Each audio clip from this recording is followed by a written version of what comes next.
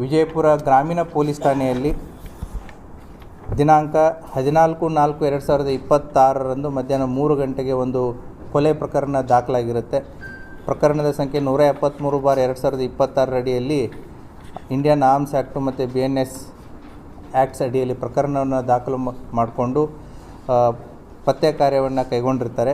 ಅವತ್ತಿನ ದಿನ ರಾಜು ಬಾಪು ಕರೆ ಅನ್ನುವಂಥ 42 ವರ್ಷದ ವ್ಯಕ್ತಿಯನ್ನು ಆತನ ಊರಾದಂತಹ ಗೋಲ್ಡನ್ ದೊಡ್ಡಿ ಯಂತ್ರ ಅವನು ವಿಜಯಪುರ ಸಿಟಿಗೆ ತನ್ನ ತಾರ್ ಜೀಪ್ನಲ್ಲಿ ಬರ್ತಾ ಇರಬೇಕಾದ್ರೆ ಅಲಿಯಾಬಾದ್ ಇಂಡಸ್ಟ್ರಿಯಲ್ ಏರಿಯಾದ ಹತ್ರ ಒಂದು ಟಿಪ್ಪರ್ನಲ್ಲಿ ಬಂದುಬಿಟ್ಟು ಮೊದಲು ತಾರ್ ಜೀಪಿಗೆ ಡಿಕ್ಕಿ ಹಾಯಿಸಿ ಆತ ಯಾವಾಗ ಸತ್ತಿಲ್ಲ ಅಂತ ಗೊತ್ತಾಗುತ್ತೆ ತಳಗೆ ಇಳಿದ್ಬಿಟ್ಟು ಮತ್ತು ಕಲ್ಲಿನಿಂದ ಮಾರಣಾಂತಿಕವಾದಂಥ ಹಲ್ಲೆಗಳನ್ನು ಮಾಡಿ ತಮ್ಮಲ್ಲಿದ್ದಂಥ ಕಂಟ್ರಿ ಪಿಸ್ತೂಲ್ಗಳನ್ನ ಬಳಸಿ ಗುಂಡು ಹಾರಿಸಿ ಆ ವ್ಯಕ್ತಿಯನ್ನು ಕೊಲೆ ಮಾಡಿ ಅಲ್ಲಿಂದ ಪರಾರಿಗೈದಿರ್ತಾರೆ. ಈ ಪ್ರಕರಣವನ್ನು ನಮ್ಮ ರಾಮನಗೌಡ ಹಟ್ಟಿಯವರು ಮತ್ತು 2 ತಂಡಗಳನ್ನ ರಚನೆ ಮಾಡಿರುತ್ತೆ. ಒಂದು ಈಶಿತಾ ಗುಪ್ತಾ ಅವರ ನೇತೃತ್ವದಲ್ಲಿ, ಇನ್ನೊಂದು TS ಸುಲ್ಫಿ ಅವರ ನೇತೃತ್ವದಲ್ಲಿ, ಮತ್ತು ಜಾನರ್ ಮತ್ತು ಅವರ PSಗಳಾದಂತಹ ವಿನೋದ್ ದೊಡ್ಡಮನಿ ಮತ್ತು ಲಕ್ಷ್ಮೀ ದೇಗಿನಾಳ್ ಅವರ ನೇತೃತ್ವದಲ್ಲಿ 2 ತಂಡಗಳನ್ನ ರಚನೆ ಮಾಡಿ ಮಾಡಿದಂಥ ತಂಡ ಯಾರು, ಏನು, ಎಂತ, ಯಾಕೆ ಅನ್ನುವಂಥ ಒಂದು ಪ್ರಶ್ನೆಯನ್ನು ಹುಟ್ಟಿಹಾಕಿ ಅವರನ್ನು ಪತ್ತೆ ಮಾಡುವಂಥ ಕಾರ್ಯವನ್ನು ಮಾಡಿದ್ದಾರೆ. ಅದರಲ್ಲಿ ಒಟ್ಟು 6 ಜನ ಆರೋಪಿತರನ್ನು ಬಂಧಿಸಿದ್ದಾರೆ.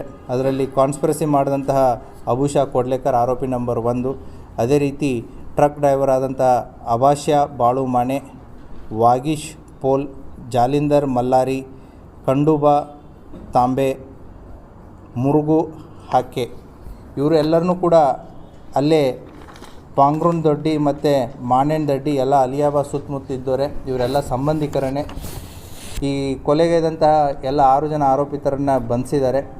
ಅವರ ಕಡೆಯಿಂದ ಬಂಧನ ಆಸ್ತಿ ವಿವಾದ ಹಿನ್ನೆಲೆಯಲ್ಲಿ ಆತನನ್ನು ಕಾನ್ಸ್ಪಿರಸಿ ಮಾಡಿ ಟ್ರಕ್ಕನ್ನು ಜಸ್ಟ್ 2 ಡೇಸ್ ಮುಂಚೆ ಅದನ್ನು ಪರ್ಚೇಸ್ ಮಾಡಿ ಆತನ ಹೋಗು ಬರೋಗಳನ್ನು ವಾಚ್ ಮಾಡಿ ಆತನನ್ನು ಬರುವಂಥ ವಿಚಾರವನ್ನು ತಿಳಿದುಕೊಂಡು ಅವತ್ತು ಟ್ರಕ್ನಲ್ಲಿ ಬಂದು ಆತನಿಗೆ ಆಕ್ಸಿಡೆಂಟ್ ಮಾಡಿ ಮತ್ತು 2 ಟೂ ವೀಲರ್ಗಳನ್ನ ಬಳಕೆ ಮಾಡ್ಕೋತಾರೆ. ಅವನನ್ನು ಒಂದು ಫಾಲೋ ಮಾಡೋದಕ್ಕೆ ಮತ್ತು ಇನ್ನೊಂದು ಟ್ರಕ್ ಜೊತೆ ಇದ್ದಂಥ ಆ 2 ವೆಹಿಕಲ್ಸ್ಗಳಲ್ಲಿ ಒಟ್ಟು 4 ಜನ ಆರೋಪಿತರು ಬಂದು ಆತನನ್ನು ಕೊಲೆಗೈದು ಹೋಗಿರ್ತಾರೆ. ಕೊಲೆ ಮಾಡಿಬಿಟ್ಟು ಇವರು ತಿಕೋಟ, ಟಕ್ಕಳಿಕೆ ಮತ್ತು ಸೋಲಾಪುರದಲ್ಲಿ ವೆಹಿಕಲ್ಸ್ಗಳನ್ನ ಇಟ್ಟು ತಪ್ಪಿಸ್ಕೊಂಡು ಹೋಗಿರ್ತಾರೆ.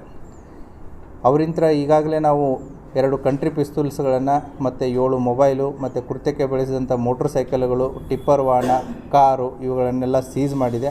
ಆರೋಪಿಗಳನ್ನು ದಿನಾಂಕ 20/4/2026 ಅವ್ರನ್ನ ನ್ಯಾಯಾಂಗ ಬಂಧನಕ್ಕೆ ಒಳಪಡಿಸಿ ಪೊಲೀಸ್ ಕಸ್ಟಡಿಯನ್ನು ತಗೊಂಡು ವಿಚಾರಣೆಗೆ ಒಳಪಡಿಸಿದ್ದಾರೆ. ಸೊ ವಿಚಾರಣೆಯನ್ನು ಒಳಪಡಿಸಿ ಅವರಿಂತ್ರ ಬರಬೇಕಾದಂತಹ ಎಲ್ಲ ಏನು ಮೆಟೀರಿಯಲ್ ಎವಿಡೆನ್ಸಸ್ ಏನಿತ್ತು ಅದನ್ನು ಕೂಡ ಕಲೆಕ್ಟ್ ಮಾಡಿದ್ದಾರೆ. ತನಿಖೆ ಇನ್ನೂ ಮುಂದುವರಿತಾ ಇದೆ. ಒಟ್ಟು ಅವನಿಗೆ 4 ಫೈರಿಂಗ್ ಆಗಿದೆ, 4 ಇಂಜುರೀಸ್ ಇದೆ. ಸೊ 4 ಬುಲೆಟ್ಗಳನ್ನು ಕೂಡ ಸಿಕ್ಕಿದ್ದಾವೆ. ಅದು ಫೈರಿಂಗ್ ಆಗಿರೋದು, ಅವನ ದೇಹದಲ್ಲಿ ಹೊಕ್ಕಿರೋದು 4.